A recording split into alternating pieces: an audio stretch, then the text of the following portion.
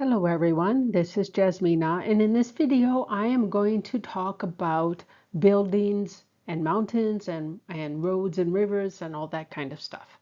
So basically man-made versus natural landforms.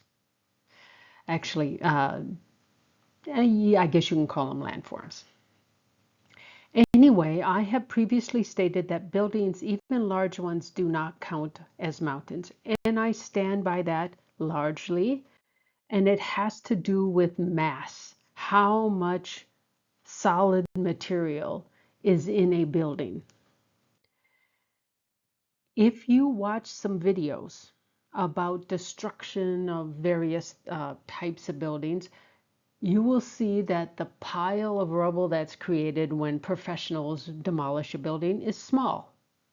It's, I mean, a very tall building vanishes. It seems to almost vanish. So just watch some videos of demolitions by professionals because that's when you'll get the best images. And the pile of rubble is quite small. And this makes sense because why do we build buildings? Is to live inside. So they have to have a good portion of the living space air because we got to live in there. So it's not a shock that buildings are more like a shell than they are like a mountain. So they really are more air than solid, unlike a mountain. Now, a mountain may have caves, but that is a small portion of the entire mountain. And that's why when a building is demolished, the pile of rubble is quite small. An extremely rough estimate is just by watching a few of these things, only about 10 to maybe 15% of the volume of even a skyscraper is solid, and the rest of it, 85 to 90% is air. And that's because, again, we have to live inside that. But this doesn't mean you don't have a mountain. Almost all residences have higher ground in its vicinity. And you may not be able to see it with your naked eye. That is, if it's even remotely flat, that is not much of a slope, you're not going to see it. But there is a real slope there, and in almost everywhere.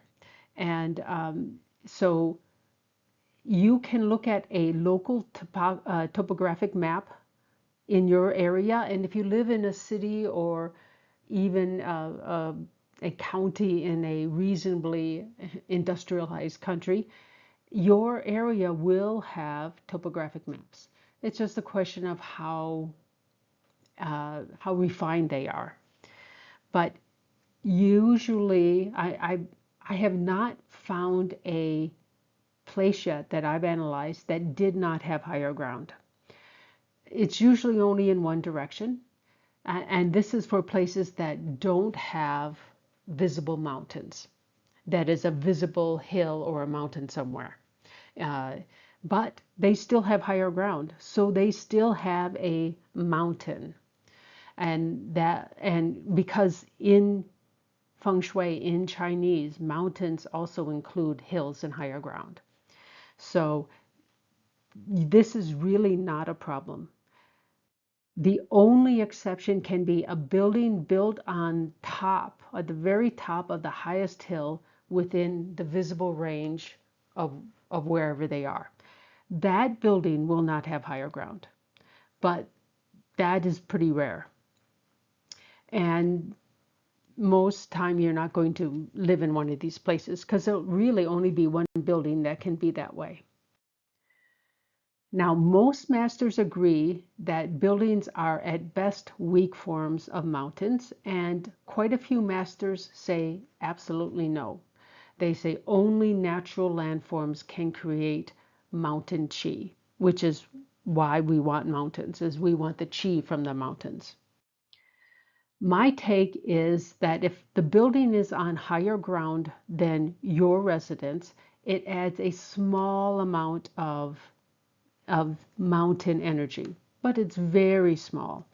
And so again, that's because buildings are mostly air. And generally, this is so small, the amount that's added, you can just ignore it. I don't think it's worth trying to figure it out because you really, unless you get the building plans, you really don't know what's the building is made out of. Now, if a building is on lower ground, it is very unlikely to have enough volume to create higher ground. That is, to act as enough of a mountain to bring it above you, above the basically your surface. If you if it happens to be a demolished building, a building that's being demolished, and you see that it is higher, well, then you knew it was, but you've got to be able to see it. And most of the time you can't because buildings collapse into tiny little piles compared to the size of the building anyway. Now, buildings that block the view for you of a real mountain or a hill are actually a negative thing because they limit the flow of chi from that mountain or hill to your building. They will take the energy first, and you will get some of it. If you can see the sides of a mountain, you know, that but the peak is blocked by another building, you get some. You get it from the edges, but it's not really good quality. So in general, yeah, buildings blocking views of mountains are not good. You want to be able to see the peak. If they block the lower part, but you can still see the peak, then you do receive chi. So that is the criteria. Now, tall buildings are made to sway in the wind. Otherwise, they end up with structural problems. Mountains don't sway in the wind. The trees on the mountains will sway, but they don't sway. The mountains themselves don't sway. Now, mountains also represent yin energy. They are quiet and non-moving. That's why they're yin. Even though they're big, they are not yang, they are yin. And buildings in general also fail this test because there will be a lot of people moving inside. Uh, Air will be moving inside the building, and so that also fails the test. So this is why I think most masters say that you don't really count buildings as mountains. So even if you do happen to have a mountain in your vicinity, something that you can see, and I'm talking about what is more like we in English call a mountain, something very tall. It could be a hill, that's also included. Higher ground again is included, but oftentimes you can't really see it. So you have to look at the topographic maps. But even if you have one of these higher grounds somewhere, whether or not it activates anything in your residence depends on these charts, the direct and indirect spirit. Now we are in period 9, so this is the one we're going to focus on, but it is interesting to note that in periods 1 through 4, everything is flipped. So the mountain is where the water was, and the water is where the mountain was. Now this is the 2-cycle, 8-period system of the Xuankong. This is less well known, but it is a standard thing. This is 90 years, this is 90 years. So you still have 180 years. So the 3-cycle, 9-period system, which most people are more familiar with, that has the same 180-year cycle. So that stays together.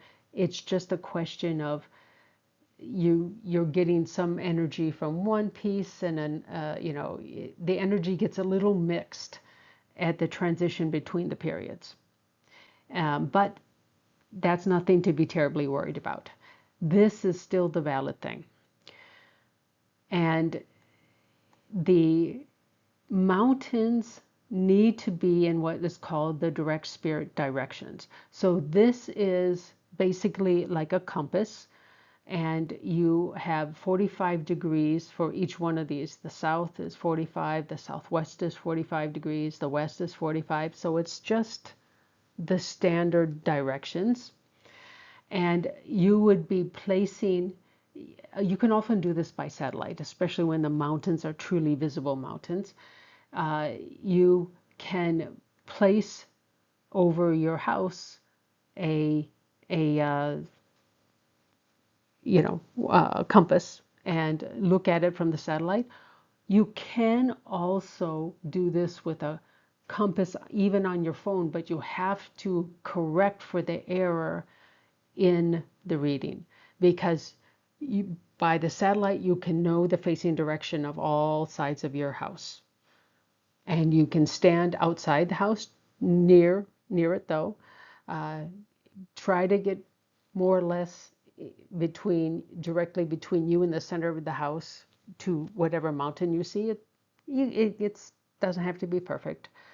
If you can get on the roof and you can get down from the roof, which is always the hard part, easily and safely, then you could actually stand on the center of your house's roof and take the measurement.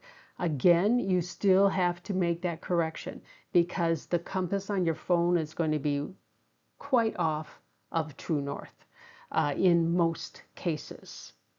So but this is doable. I prefer to do it using satellite, but it becomes a rather cumbersome thing to do if you have to zoom out far enough to be able to see both things. And that only happens when you have really tall mountains that are a decently far distance away. But in general, you can also use the sun to do this. You can get a pretty good idea what direction it truly is in just by, let's say, taking a measurement at solar noon, because then you will know what direction is true south. So there are ways to do this without a great deal of trouble, although it does sound like a lot of trouble. But the reason why we're wanting the mountains in the direct spirit location is because that gives us the energy of the yin. So you're balancing yin and yang. And the water will be in the indirect spirit locations. And this is because water is yang, because it moves. And so you're using the indirect spirit to balance again. And I have a whole video on the direct and indirect spirit. If you want to learn more about it, it's there. Now, mountains can activate a sitting star, but they have to be located where it's indicated. That is the south, the west, the northwest, or the northeast. And if they're not in those 4 locations, then they don't activate anything. They just sit there and do nothing. Water can activate the facing star, but the water must be where the water is indicated. Now, at this period 9, the location for water for wealth is in the north. It appears like it is opposite the location of the star in the Loshu chart during every period.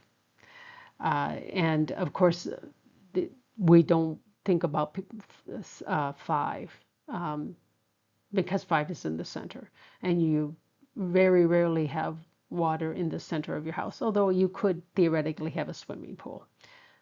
Don't worry about that. Now, you will notice that if you have a mountain in some place that is not one of these indicated mountain directions, once we reach period 1, you will actually have that star activated in that whatever that direction is, because everything flips. Now, mountains must come from nature. That is definitely true. Although, like I say, maybe a very tall building can add a little bit of the level of energy. I'm not really sure that that's true, but at least it's theoretically true. But you must already have the higher ground there. If you don't have the higher ground, ignore the building as any kind of mountain. Water can be natural or it can be man-made. So you can dig a pond if you own the property. You can dig a pond and create a water feature. You don't want to use fountains because they're not really good for houses, for residences. They are okay for businesses though. So, because that helps add energy. And it's the energy from a fountain is generally a little too disruptive for a residence, unless it is a very tiny fountain and that is, it has hardly any movement and it's quiet and the residence is big. Then it probably is okay. But for a commercial place that is a retail store, a fountain actually adds energy and can help with sales in general. But you have to, of course, own the whole property, which is not too common. Most people rent. Most businesses rent. Now, man-made water in a mountain location is a negative unless it is there to activate a special formation. If you you can add water in one of these mountain locations if and only if it's there to activate a special formation. And that is because that's the purpose of the water. It's to activate the formation. And when you've activated a special formation, all stars become timely for all periods, which is a very, very good thing. So that is acceptable. But otherwise, don't put water where where the mountain is indicated. Natural water is fine. It doesn't hurt you. It just doesn't activate anything. But man-made water, if you don't have a special formation, can be quite negative, or if it's not there to create the special formation. So we're in period 9, and if let's say you have a mountain in the east, it's in a direct spirit location. An indirect spirit location, and so it doesn't do anything to your house.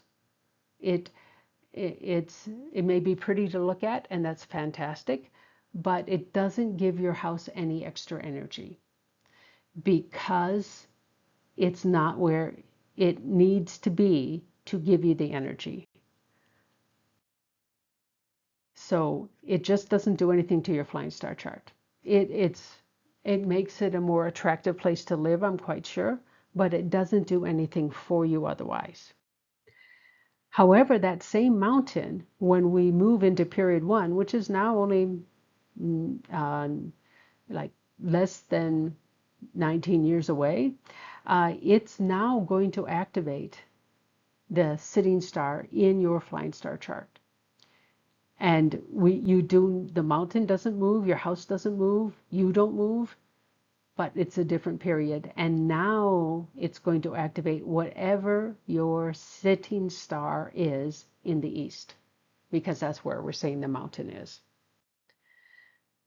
A mountain in the east can be good or bad depending on the sitting star in your east sector. If you have an activated special formation that makes all stars timely for all periods, then it's fantastic. If you don't have a special formation activated, but the star that's there is timely, then you're also good. It's a good thing. It helps with health and relationships. So so this is not something to just say, oh, I've got water, I've got mountains, I'm good. It depends on where they are. Now, mountains in the proper location based on the period will activate the sitting star in that sector of your flying star chart. That's one thing that you, if you're planning on moving or analyzing your own place, see whether or not you have the mountains in the right location. Mountains in locations where water is indicated, again, depending on the period, they don't activate the stars, but they also do no harm. They're totally safe. You don't have to worry about them. Now, if the mountain is part of activating a special formation, even if it is indicated in a water sector, then it actually does help. It can activate, as long as you have the right things, it can activate what you need to do to have a activated special formation. So it, even then it can do it, but it's activating the special formation. It's not activating the sitting star in particular.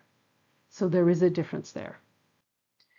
Natural water can be anywhere, and if it's in the locations that are indicated, depending on what period we're living in, the water will activate the facing star in your flying star chart.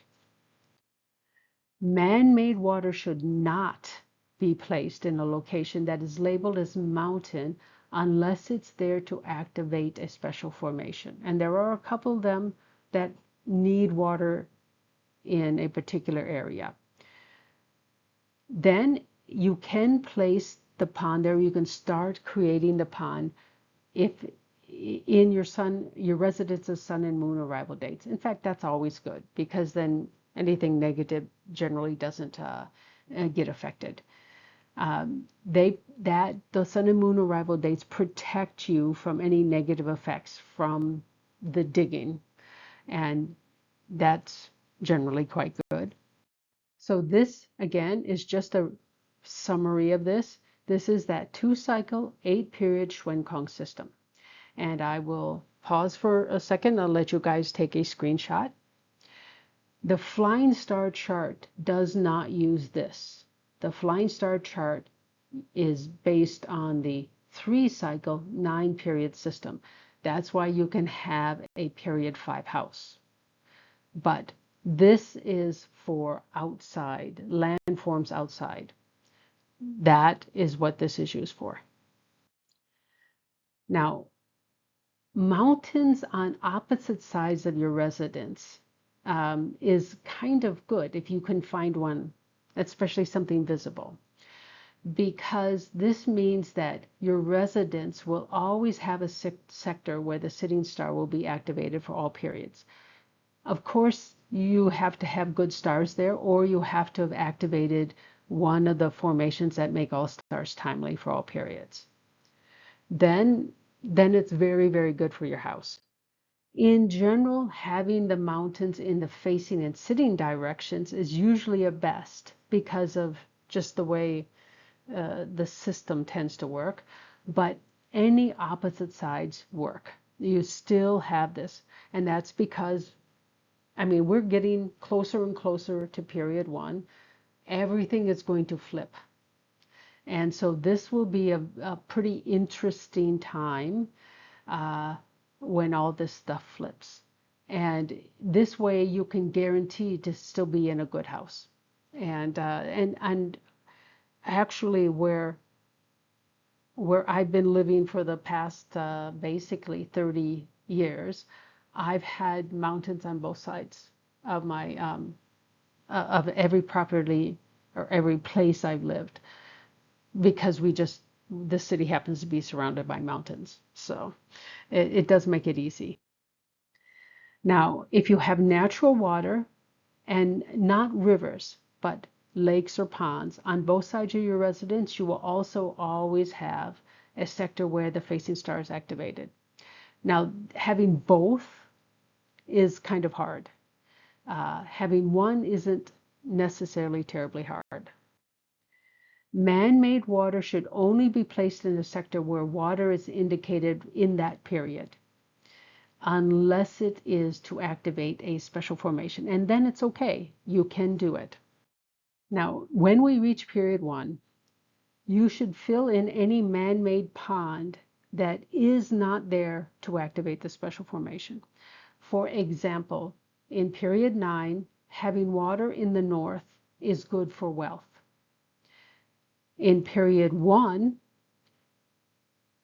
water for wealth is now in the south, will be in the south. So that one in the north now is where the mountain is. It'll be a direct spirit location, not an indirect spirit location. So you should fill in that pond. If a pond has been there, let's say, for 50 years, they created it a long time ago. Somebody created it, not you, but somebody created it. It actually probably can stay because it's been there so long, it starts to become a natural feature. And but you know, if you want to be on the safe side, you can fill it in if it's in the wrong location. But don't be super concerned about it uh, unless you start to feel negative things. And there is a fine line. It's not really clear. Well, maybe it's not a fine line. It's a very fuzzy line. How long must a man-made feature be there to be considered quote unquote natural? Because usually that means there's water. I mean, that things are kind of naturally sloping down anyway. That's the way it should be, is that you put it in a spot where it's already naturally on the lower side, because you don't want to disrupt your mountain, your higher ground. Now, the biggest difference between roads and rivers is that majority of the roads actually allow travel in 2 directions, whereas a river only flows in 1 direction. So it doesn't really act like a river. In fact, it may act like a very confused ocean where you've got energy flowing both ways all the time. So in general, it's not, it doesn't really be considered water or a river. One-way roads that happen to have the traffic moving in the downward direction, downslope, they are closer to a river, physically closer to a river, but there is chi flowing, but this is because of the higher ground. So it's really no difference than a hill. So it really should be in the mountain side when you're looking at that, not the water side. Now, rivers have chi flow, and again, it's still from higher ground to lower ground because water moves downhill. But whether or not it's a positive feature for your residents depends largely on Sanhe feng shui. There's a lot of material out there, and I actually have a playlist that talks about various Sanhe feng shui, taking it from one of the books by I think it's Hung Hin Chung is his name. But there are many forms or schools or sub-schools, I'm not sure how to call them, in Sanhe feng shui, and they don't always agree with one another. So this is difficult. And I think one of the reasons why this is kind of difficult, because a lot of the Sanhe has to do with river flow. This is a big thing. Of course, they do care about mountains also, but this is so relatively rare to be within a visible distance of a river, that it is hard to test. It's hard to get really good data on. And it may be that it's just water and it's good. That's possible, but that doesn't seem to be what is said in the Sanhe feng shui schools. I don't really worry about this too much because I haven't had a client who actually can see a river. Well, maybe I've had one that can see a river, yes. But the lakes and ponds are different than rivers, and they're in generally better than a river. Because lakes and ponds are more or less still. There is, of course, a little bit of water movement inside a lake. Uh, this is natural. Because the water surface gets heated and you can get some vertical transfer. That's okay. Uh, but in general, they're calm and they're good. And what they do is they collect chi. And then that chi can gently flow into your residence rather than being pushed in like a river. And of course, a river would have to be a clean water, so must your pond or your lake, and it would have to be more slowly moving. You don't want a super fast river. So a house right next to a waterfall is not good. So this is, and it's because it's too much energy. It's like a fountain. It's too much energy for a house. Now, provided that the lake or the pond is in the correct location, they're generally good because they bring you good chi. Now, if it's a natural lake or a natural pond, even if it's not in the right location, it doesn't harm you. But again, a man-made pond can. And that would include swimming pools, of course. Now, in general, ocean views, unless it's a very, very distant view, and being close to the ocean is not ideal for a permanent residence. And it has to do with what happens with the water and the chi flow.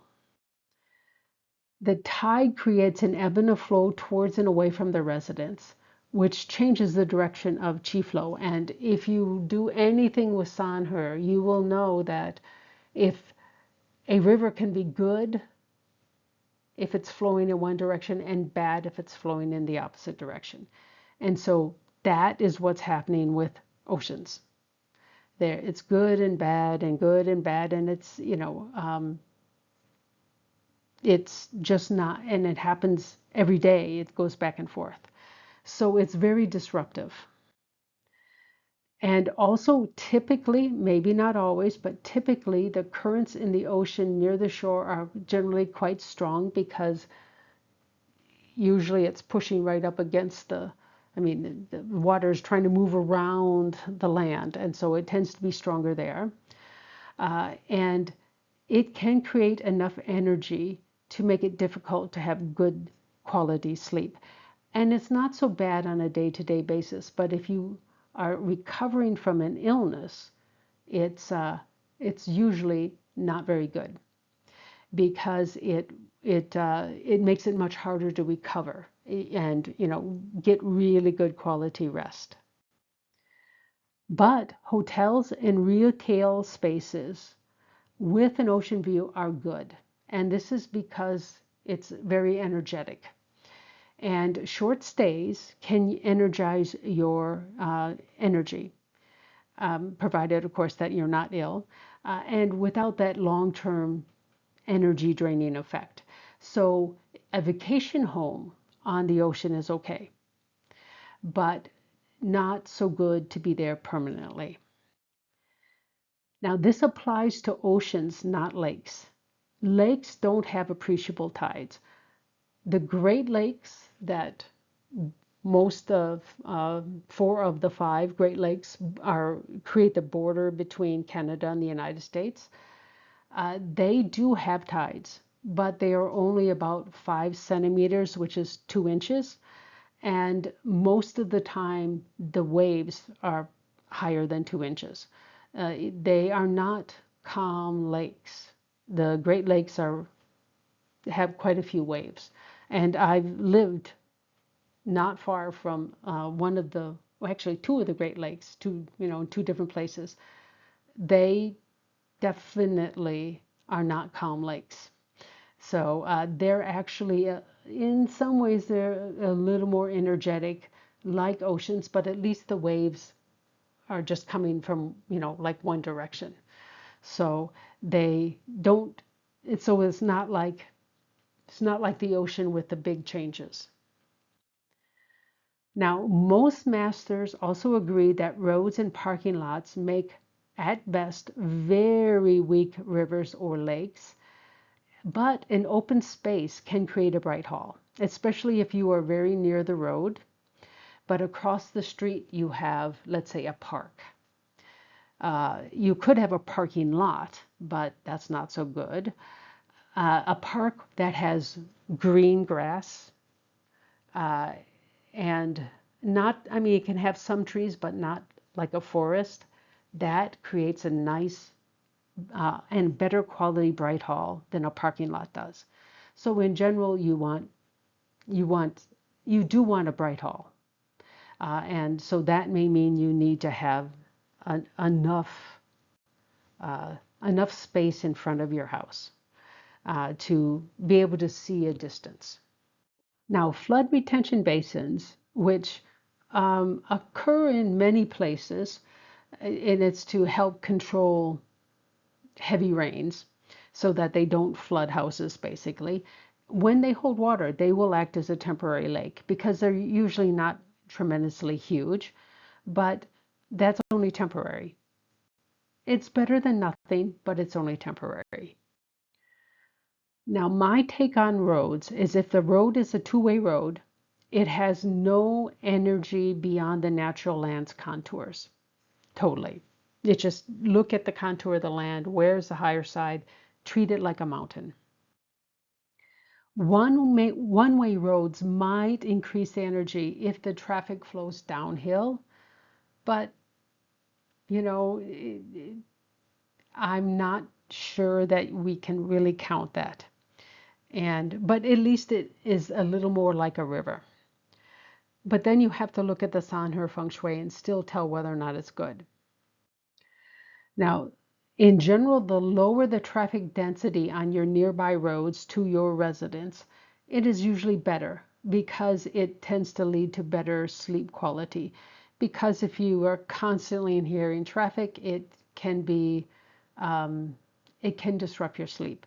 Although most people will get used to it after a certain point, but it can be quite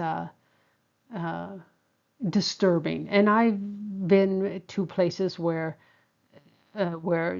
temporarily where the road noise really disrupted my sleep. But then, I wear earplugs when I'm sleeping, and then it's not too bad. Now, of course, all this idea of mountains and water and can you see them and where they are and all that kind of stuff, I do understand this creates a lot of worry or concern for people living in large cities where you can't see mountains, you can't see water. They may be there, but you can't see them. The topographic map will tell you where your mountains are. And remember, mountains means hills and higher ground, not just what we in English call mountains. Now, there are very few cities that are built on truly flat land. And this is where you look for your mountains. And this is good enough. This will tell you where the energy comes from and what it will actually activate in your residence. So any level of higher ground creates chi flow, just as a visible mountain does. It just is at a lower level of energy. Now, of course, most people who live in cities probably, except for during COVID, they don't spend a whole lot of time at home. Uh, they're usually out and about a lot more than people who live in the countryside because there's things to do. Whereas when you live in the countryside, it's usually you have to actually plan trips. Now, swimming pools and decorative ponds serve as water, and this is not that uncommon in a city. There's a lot of residential high rises that have a pond, or I mean a swimming pool. Some have a pond out in front, but oftentimes they have swimming pools for the residents.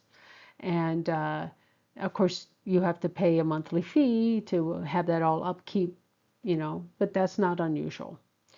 So, but this can serve as a water feature. And of course, there will be areas where the water is not in a good location.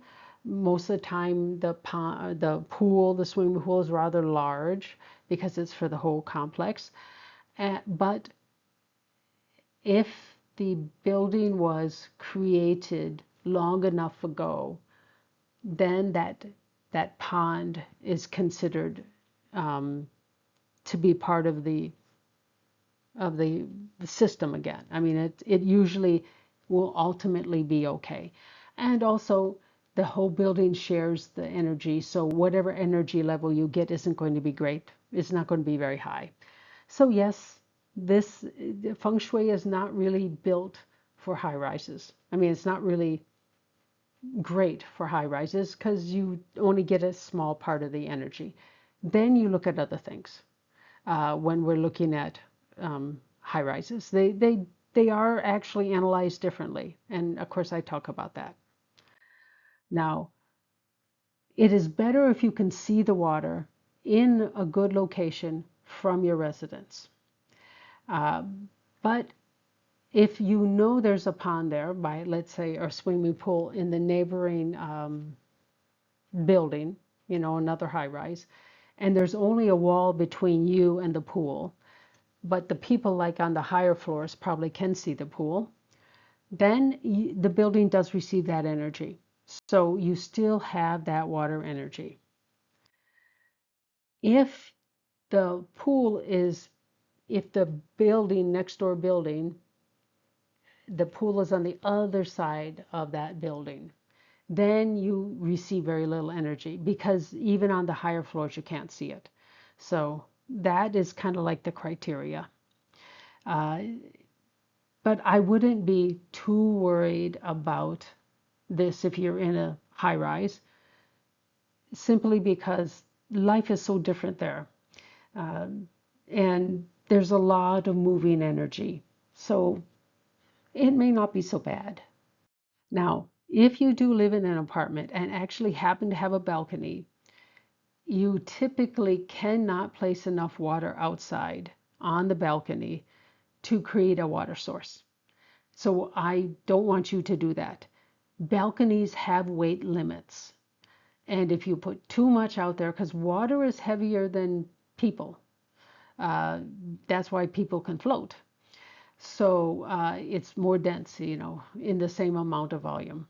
So I mean, you could take your balcony off the building, create a lot of damage, and if they discover it was because you put water out there, you may be held liable. So I don't recommend you do this. If you're going to put a water feature out there, it's got to be small. It's got to be something that you can actually pick up. It's still not going to do much for you, but you can consider it. Now, of course, the preference clearly is an apartment with a view of some water somewhere. Uh, you know, if it's if it's a lake, it's great. If it's a river and you can only see a small portion of the river, well, it's probably not terrible, but it's better than no water view at all. Now, if you live in the house and you own the property, you can then typically add a water feature to serve as water for whatever you need to do. And of course, this is why, and also it's usually a little more pleasant to have your own freestanding house than it is to live in an apartment. Now, a mountain cannot be man-made, but water can be. So you can create a pond, but you can't create a mountain. Now, at the time the water feature is created, it should be in a direct spirit location. And of course, that's measured from the center of your house. That you don't want to create one in a direct spirit location. You want to have it where those two charts I showed you earlier. You want to have the water where it says water. Although there is an exception. If that water feature activates a special flying star formation in your residence, then you can add the water. But it should be done in your residence's sun and moon arrival dates so that that construction doesn't negatively affect your house. And then you're good. And then you've activated a special formation. Everything gets much better in the house. It's a much better thing. Now, you can't do that in an apartment. Uh, and you just have to hopefully find an apartment where you can see the right things, the mountain and the water, in the right place at the right time.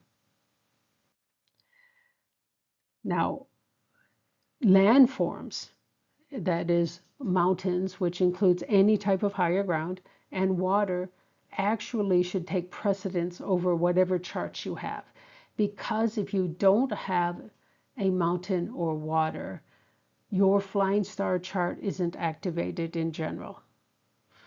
You can activate it with with actions, but that isn't the same as actually having it permanently activated by having mountains and water there. So this really, really is important. Now, you need to look at both together. That is certainly an important thing. But without the mountain or water, aspects of your flying star chart are never activated. And so they don't do you any good. And of course, the purple white, those stars probably get activated also by the water and the mountain. But your house Tumen chart is kind of separate. Uh, that might be the only thing you have left. And you will always have a death door sector in your house's achievement chart.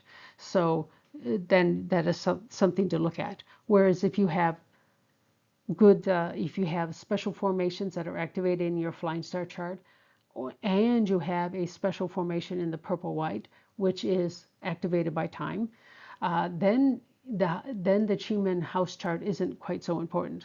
There's so much good energy here that this becomes less of a concern. So without good landforms, it's quite hard to make significant gains in your life goals because nothing in your house has its energy activated. And that can help you. Now, you can be very hardworking and you can do it. But if you also have the right landforms, you can get much bigger gains with the same amount of energy. Now, I have lived in quite a few places without visible water, but only one without visible higher ground. So I've always had a mountain, sometimes was just a hill, in the area next to, or within visible distance of wherever I've lived. And what I found is that a door in a good direction for me, or a good facing direction of the entire building, I have constantly made progress in my goals. But things are being activated because at least I have the mountain in the right place. Or at least I have mountains that activate things. Now, toughness and resiliency go a long way to success. And I don't know how much natal toughness I have, but let's say my upbringing helped bring out my toughness. So, your upbringing can make a difference. There are some indications of natal toughness and resiliency. One is a rooted daymaster, and I do have a rooted daymaster. Another one is a wood ox day pillar. Now, this is not a rooted daymaster, but the ox has earth, metal, and water in its hidden stems. And so that if you start with the earth, earth creates metal, metal creates water, the water creates wood. So it has and the wood would be your daymaster. So it does support your daymaster. So this is another thing. Also, any Ja, that is yang wood, Bing, that is yang fire, or Gung, which is yang metal, anywhere in your chart, in the heaven or hidden stems, also helps with resilience. Now, there are other indications that I I'm sure that a more proficient or a proficient practitioner can actually discern that I can't, because I don't do feng shui. I mean, I don't do Batsa. I do feng shui. So if you're wondering about that, at least do you have the potential to be tough and resilient? You can talk to somebody who does Batsa. So just not me anyway. All these things can make it easier to succeed, even if you don't have the right landforms. But having the right landforms make it much, much easier. For the same amount of effort, you'll get a lot more gain. And that's the whole reason why we want mountains and water in the vicinity where we live. So that's it. I'd like to thank you for watching. I hope this was useful and gives you a little more insight into the importance of having the right landforms, because they do a lot more for you than and let you gain a lot more with the same amount of effort. And this is why, people who actually do feng shui go out of their way to make sure a residence has this. Thanks again for watching.